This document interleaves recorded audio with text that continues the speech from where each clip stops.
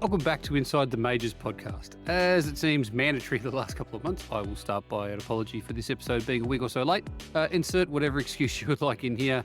It just is what it is, I guess. But we are here, and it is a really exciting time for the Major Series as we head into June, the biggest month of the year. Before we look ahead to the 2.4 and 24-hour of Le Mans races, we will have a quick review of the final round of the Sudspeed MEC from Spa. It was a great way to round off the first season, and we'll acknowledge the champions in all four divisions. We also have a special guest to talk with today, Mia Rose, who's a name you may see popping up in plenty of eSports events in the coming years, and who was one of the standout performers in her couple of MEC outings this year, and pretty sure will feature at the front in the Majors 2.4 in a couple of days as well. So we'll crack on here in just a minute, and again, thanks for joining us here for a little while today on Inside the Majors.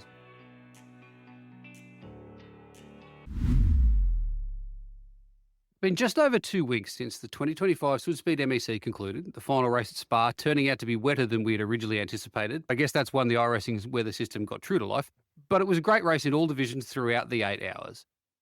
In the last podcast, we ran through the scenarios for the championships, and as it turned out, all 4 division leaders going into the final race were able to hang on for the championships. It certainly wasn't clean sailing, good word for it given the conditions, for all the contenders, but in the end, the following teams were crowned champions. In Elite GTP, it was Marshmallow Racing. Finishing the top 5 in all 5 rounds was a great way to get that job done. For the driver division in GTP, it was Fusion 211, who showed that it's not just outright pace, but consistency, strategy, and survival that can get you to the top. Even if, as was the case for them, you only finished mid-pack in second split for the opening round, you can always get back there if things go your way.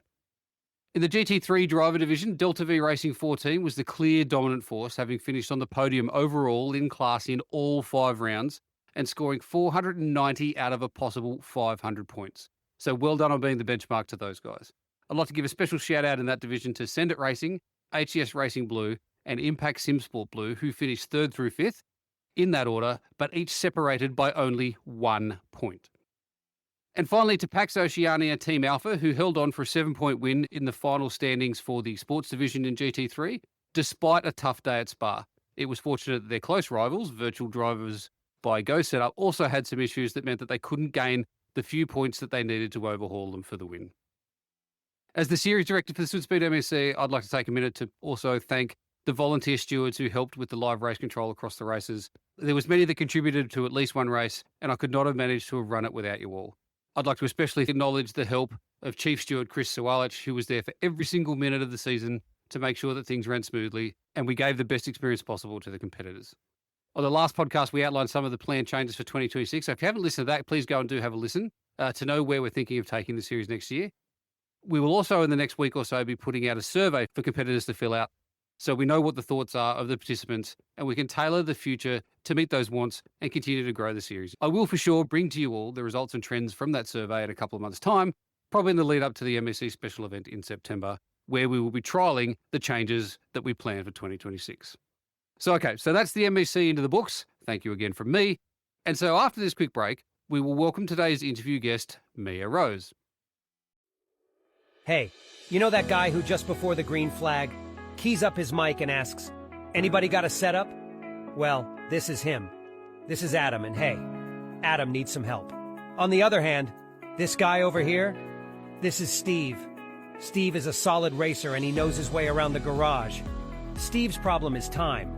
With a job and a family, he can't find enough time to build competitive setups and to race as often as he likes. But as luck would have it, Steve knows a secret. He lets the Majors Garage crew chiefs do the setup work, so he can focus on the racing. At majorsgarage.com, Steve can get setups for over 60 cars on the iRacing service. So no matter what series he wants to jump into, he is covered. Somebody, anybody, really should tell Adam. See you at the garage. With me for a chat today, Mia Rose. Not a name many of you would have heard yet, but Mia came onto my radar this year after some pretty standout performances in the first 2 rounds of the MEC. Now, Mia started the season ranked as a silver driver based on her performance and speed in the 2023 and 2024 Majors 24 events. However, it became blatantly clear after the first 2 rounds of the season there was no freaking way that rating was correct, as Mia was essentially the quickest or damn close enough of all the drivers in the GT3 class. Now, that rise in speed from 2023 to 2025 in the majors endurance races is just one example of how Mia is starting to show the world, and by that I mean the whole world, just how fast she is becoming in the sim world. In fact, talking of showing the world, Mia was one of 10 global finalists selected for an FIA Girls on Track eSports Cup event that was due to be held in Macau in just a few weeks' time, but has since been postponed for whatever reason. But even without going to that event, Mia showed at the Asia Pacific qualifiers, which she won, she was going to be a force in those finals and will for sure be in future events as well. So there's plenty more on the CV that I've left off for now, Mia, but congratulations on what you've been achieving the last few months, especially the FIA esports thing. And thanks for coming on the podcast for a chat today. Thank you. It's nice to be here. And I think my first appearance on any podcast. That's interesting. So let's kind of start at the end. Can you tell us a bit about the FIA Esports Cup that was going to be, isn't happening, whatever, that you qualified for at the beginning of May? Yep. So what was going to happen was that they did a qualifying period of 2 weeks via the iRacing Time Attack page where you would drive the FIA F4 on their fixed setup. They would take the fastest from each region. So there were 6 regions and then 4 wild cards. So 10 finalists in total. And then they would send you to Macau to the FIA General Assembly in about a week's time. So the second week of June. And it was going to be a in-person land final. And that was really all that was said in their post and also to us as well. But sadly, they didn't give us a reason at all. We can only speculate as to why, but they gave us about 2.5 weeks notice before the General Assembly happened that they wouldn't be hosting the final as is, and they'd make it more of a locally based event. So I'm guessing a regular girls on track sort of thing. So sadly, for me plus 9 other women out there, we didn't get the chance to be flown to Macau and show all of the FIA automobile clubs what sim racing can achieve for equality and how quick women actually are in sim racing. Sadly, that didn't come to be, but they have told us that there'll be an event for us finalists somewhere down the line, possibly in the next couple of months or so. It's a shame that it's been cancelled for some reason or other, but it's still a testament to the FIA that they didn't cancel the entire thing altogether. They decided to redo it as an event for locally based, like a more local based one, like you would have for me and Garen. We're both Australians. We see it all the time. There are a lot of girls on track events at national events, so supercars, Shannon Speed Series. They're hosted on the national series, sort of as bringing women and also girls in to really show what you can do in motorsport. But still, the FIA, even though this eSport event was cancelled and I'm devastated by it, they're still doing something to show the world that, yes, we want equality, we want change in the FIA. And the best way to do it is at the General Assembly in Macau. So it's, heartbreaking, tough, but also what can you do? They've at least done something in lieu of that. What was it like to go through the qualifier in a live environment? Does that add pressure, and is it nerve-wracking to be in the same room as the people that you're racing against? So the only example of this was the Motorsport Australia FIA Motorsport Games eSports qualifier in Melbourne last August. It was very stressful because imagine that you're on the cut line, either progressing straight to the final or having to go through an LCQ. You're stressing yourself out. Now imagine doing that while standing behind the person who's so close to beating your time, them try to beat it over and over and over again for 10 minutes straight. The stress builds up, and I probably gave out a bit of an overreaction when they didn't beat my time and I knew I was straight into the finals. But it's a surreal, stressful feeling that the first time you have it, you go, wow, you're watching them live and you know that if you screamed loud enough, they could hear you. It was a fun type of stressful because you knew it rarely happens, that you rarely get to watch someone, stand behind them, watching them try to beat your time for 10 minutes straight. Rare feeling, rarely ever happens. You just sort of soak it in and also stress at the same time. Looking back, I could probably say it's one of my stressful moments in racing, but also I've had way more stressful moments in my nearly 10 years of doing sim racing. A rare experience that if you do feel it, you'll get what I mean about it being a fun type of stress. You just said that you've had 10 years of experience in sim racing. I know that you've been in and out of various platforms across those 10 years. Can you explain to us what leads you to go from iRacing or ACC or R Factor or just jumping between the different platforms available in sim racing? I think a good example is my most recent jump from ACC to iRacing was I was looking for competition again. I wanted that. I had that drive to put myself into a race where I have to perform every time, sort of. I think a lot of people, especially on the ACC side, might get this where as of now, yes, the game might not be updated anymore, but the competition feels stale because you go against the same people every round. So the competition, you could do 2 or 3 seasons racing the same people. And it's like, well, it's boring now because I know what they do. And I know that if you stress them out hard enough, they'll go off the track, right? It gets stale and boring after a while. And I was sort of looking for that competitive edge again to get back into sim racing and really go, I want to drive a car at a track and do well. And that's what really brought me to iRacing. But way before then, it was down to how I loved the game. So, for example, my transfer from ACC to R Factor 2 back in 2021, I didn't like the way you had to sort of baby the car. That's why I jumped to R Factor 2 because basically you could drift it and it's still grip. I never had done that before. And then also I just found some competitive leagues. I did a few rounds of VC in my first 6 months of R Factor 2 and then jumped from there, did some other leagues. Then the Le Mans eSport came around, I think for 22, and they were doing their Le Mans Virtual Cup. It was LMP3 single class field, going to all of the tracks that they did for that season. Le Mans Virtual Series. It was fun to qualify for. And then basically it was 6 rounds of doing a time trial to qualify into top split and then doing the race. And then came the final race at Bahrain to the finale. So to paint a picture here at Le Mans Virtual Cup, the top 2 in the point standings at the end of the season got a guest drive at the Le Mans 24 Virtual, I think it was, which was the season finale for Le Mans Virtual Series. So you got top 2 in the points. You got a guest drive with 2 guest stars jumping in the car. So for 22, they had Seb and Andy Prio. You'll probably know Seb at the moment. He drives the Ford GTD Pro program in IMSA. And Andy, I think we all know, absolutely amazing. Andy Prio was in a touring car, right? So really good guest stars to have, right? When the season started, I was like, probably if I can get top 10, top 5 in the points, I'll be fine. The season went on. I sort of got a little bit quicker. Few top 5s that, a top 5 came in and I got another top 5. I'm like, okay, we've got quicker pacing. Now, came to see the finale in Bahrain. It was a brand new track to everyone. So qualify on pole, execute the race started, and then I just pulled away.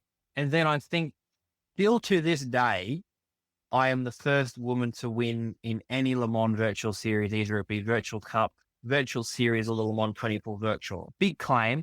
But sadly, I believe was about 15 points short of getting a drive at Le Mans 24 Virtual.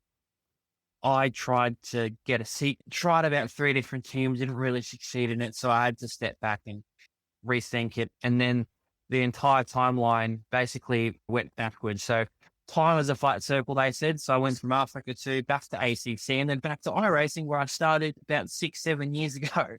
So, and this time I'm now back on iRacing with a bit more pace, a bit more knowledge, an older head basically. And, as you would have seen at MEC, very quick when needed and very aggressive. Now, looking at the major series, because that's what this podcast is about, you've done a couple of the majors 24s and also dabbled in the MEC, as you've mentioned.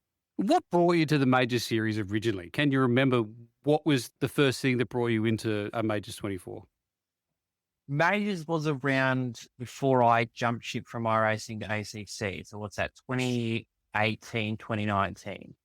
I only did a couple races here and there in the major series, but what really brought me to majors was the fact that it was different in terms of that you were going to, you were replicating famous combinations going on that year. So you had the Daytona 24, the Daytona 500, all of the big key races in that year were being ran by majors. And it was at an entire championship. That's what brought me to majors. At first, it was a completely different league. No one had ever done this before where they do a different combination every round.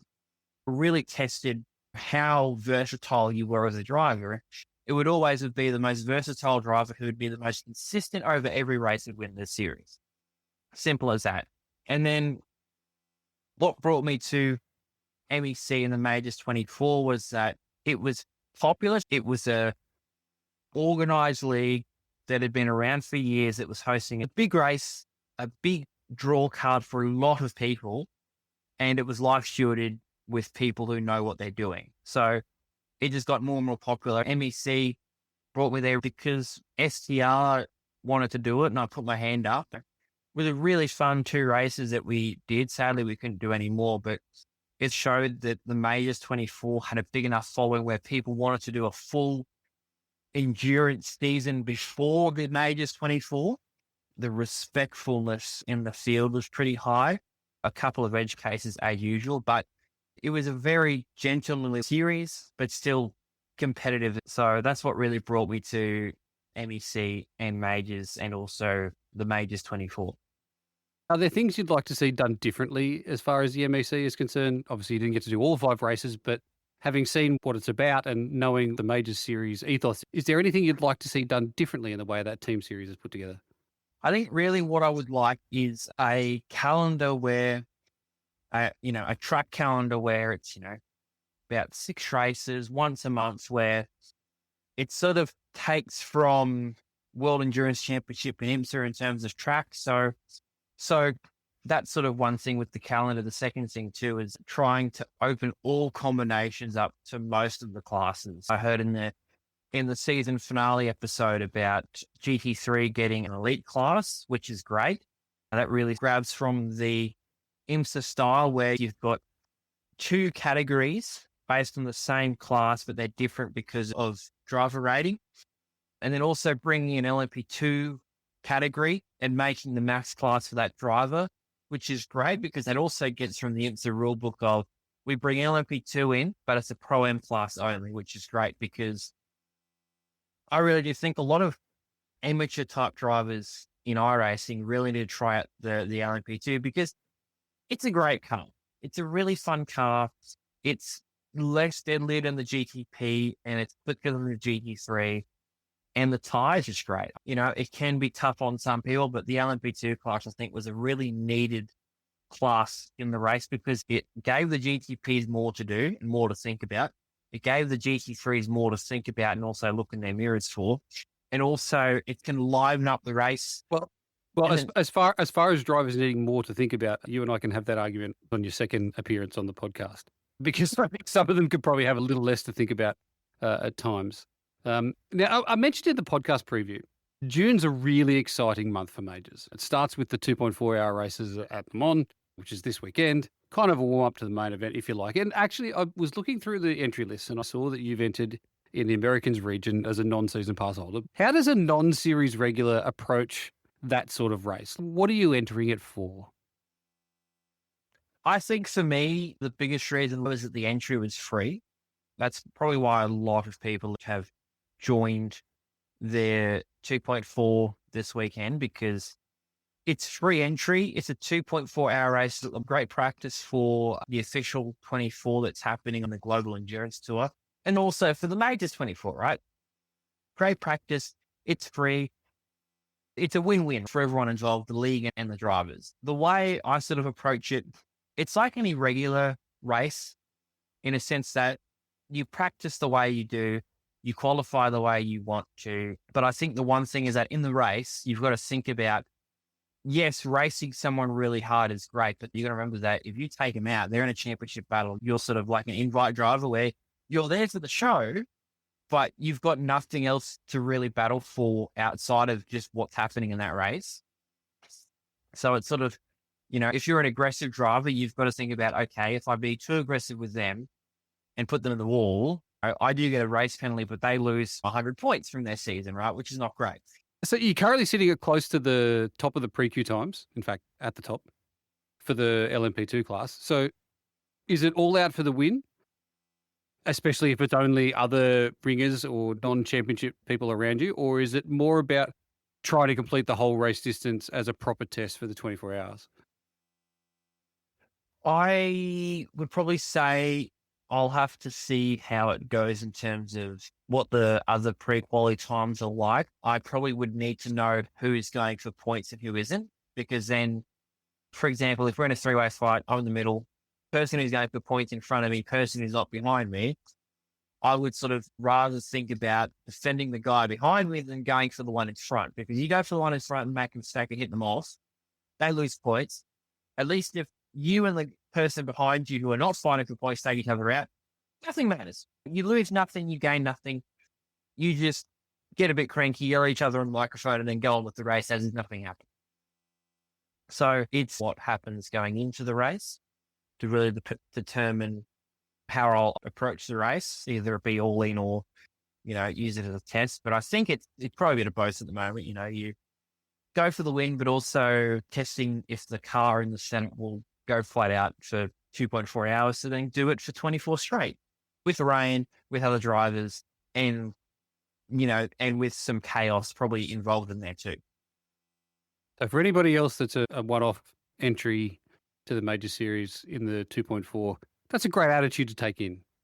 Really want to do your best, have a good race, but not influence the series regulars in what they're doing. That'd be a great way to approach it.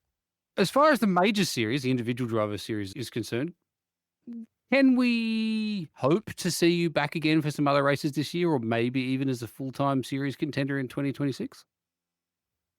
I think I've got myself pinned down for the Petite Le Mans 2.4. That'll be a very decent showing for me. I don't know what class yet, but it'll probably be one of the races I do. Any other races this year, I don't really know. I'll probably see when it comes up. But in terms of an entry in 2026, it depends on where I am at that point in time. I rarely think of doing a series 7 months in advance because, as we all know, life changes very quickly, very suddenly, and without notice. So I usually try and open myself up to those changes if they do happen. And then if they don't, well, I can happily do majors. So it's a TBA on doing majors in 2026. Looking outside the sim world for a minute, you're actually coming to us from a trip to some real world racing this weekend. Tell us a little about where you are and what's happening. Yeah, so I'm staying in Brisbane, very not sunny Brisbane this weekend, sadly. And we're watching the World Challenge Australia. Well, not through, but the Shannon Speed Series. You've got GT World Challenge Australia, GT4 Australia. And for this weekend, Porsche Sprint Challenge and National Sports Sedans of the Radical Cup as well. So 5 fun categories at Queensland Raceway. If you look up Queensland Raceway, it resembles a paperclip, looks boring, produces probably the best racing. It can be very crazy. So we're just watching. I'm doing some photography for myself to get myself entertained. But with the rain about, it could mostly be me sitting down watching more than photographing. But yeah, we'll see what else goes on this weekend. Is real world racing a goal, or is your racing future sim world only? Realistically, it's probably sim world only from this point on, just because of how much real life motorsport costs, which is a lot. It's basically like a exercise of how much money can you spend in a weekend. Usually you try and spend a lot, and sometimes that does happen. In the wildest dream, I somehow get a drive in real life motorsport for free. But as we all know, you rarely get those, and those chances rarely last longer than a few rounds of a season. So realistically, at this point in time, it's sort of very much sim based only, unless someone sends me $1 million, and that much. And that might get you through a week or two of some open wheel series somewhere in Europe, because that's about all it would afford you. Okay, so what's the plans for the future in the sim racing world then? You're already a member of an eSports team. You're obviously getting a name for yourself in some of these worldwide time attack and girls on track events. But where would you like your, and I'm doing air quotes here, career to go?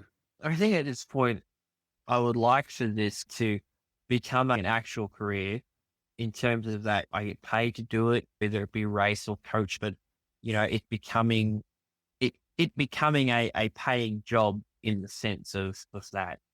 But I think really at the moment, as of where I am, I don't have any other ambitions. I'm happy where I am at the moment with STR eSports and representing a real life team in the sim racing space. It's been very enjoyable the past few months with them, sort of showing off the liveries and racing with them. It's been a very fun experience, and I don't really want any different at the moment. But as we all know, sim racing is a changeable climate and it changed a lot. If any opportunities come my way, if I believe they are a very good opportunity, I will happily take them with both hands. And it would be a great thing to be paid to do it at the end of the day, but that's a very far dream at this point in time, I'd say.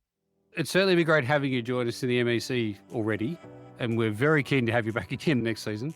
Good luck for the 2.4 race this weekend. I'll be watching closely as I'm your race director for that one, so I'll certainly get to see what you're up to. We can't wait to see what opportunities come your way in the esports arena over the coming few years. I hope that something comes of the FIA Esports Cup event that's a bit up in the air and postponed at the moment. And please feel free to come back on Inside the Majors anytime after you've been off world beating to tell us all about it. Thanks for coming and joining us at Inside the Majors. Yeah, thank you for having me here. It's been a fun experience.